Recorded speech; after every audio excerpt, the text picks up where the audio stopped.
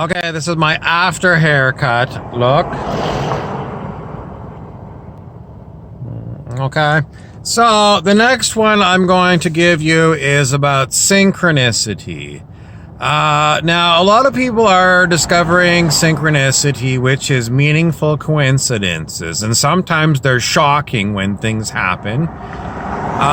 The thing is that how do you take a synchronicity? Well, some people are going to say, I'm an angry person. And the simple fact is, why do you get angry? The answer is, you get angry because you've been lied to.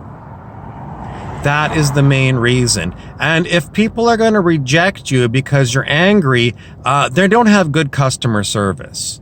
Because everyone knows that customers that come into your shop, most people, when they're annoyed, don't bother coming back to your shop. They don't. Most people don't bother. They basically say, I'm never going to deal with that person, but they're swearing and cursing, and they never go and tell you what's wrong. The person who actually walks back into your shop and tells you, maybe they're angry, but they're doing you a huge service, a huge favor. So listen to the anger and try and understand that the anger that they're feeling is because they felt betrayed.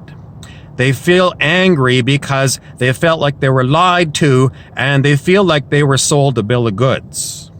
So the service that they're giving you is they're coming and telling you things that all those other people aren't telling you.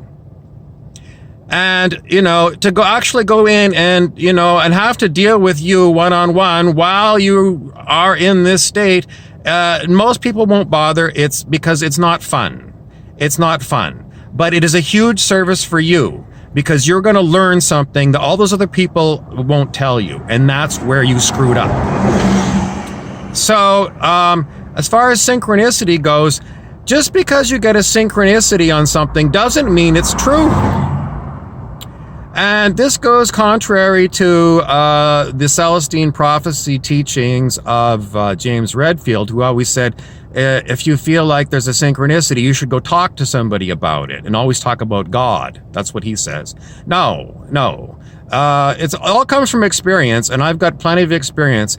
Sometimes the synchronicities you get, you go, that's a synchronicity, and you go, I don't want to deal with this. In other words, it doesn't mean nothing. You start seeing synchronicities so much. Sometimes it's like, oh, maybe that's means I should go see that barber.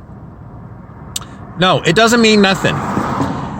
Synchronicities basically are a natural thing that happens because of the implicate-explicate universe. In other words, the universe is like a small, before the Big Bang, it was like 1 point, and then it explodes. So we see, what we see is the explosion, but everything was one thing at one time. And the synchronicities are just basically proving that we came from one thing. That's not exactly how Bohm explains it. He says it's like there's a hidden element in a hidden dimension, and then we view it in this 3D dimension. But anyway, just because you see something as a synchronicity, it doesn't mean it's the truth. What is the way you can tell the truth?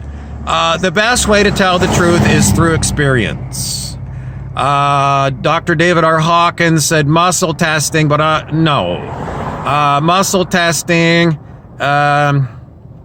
it's fraught with problems. It's fraught with problems, and don't trust it.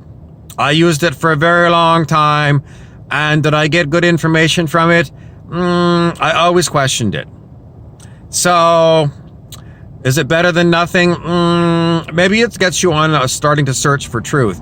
But in the end, the best way to tell truth is the proof is in the pudding. In other words, the results that you get from using this thing as a truth. If this truth brings you to beauty, joy, and agape love, not romantic love, but agape love. In other words, love for all beings and thinking of the welfare for everything. That's a good truth. But that's it. You know, it's basically cause and effect. I gotta go.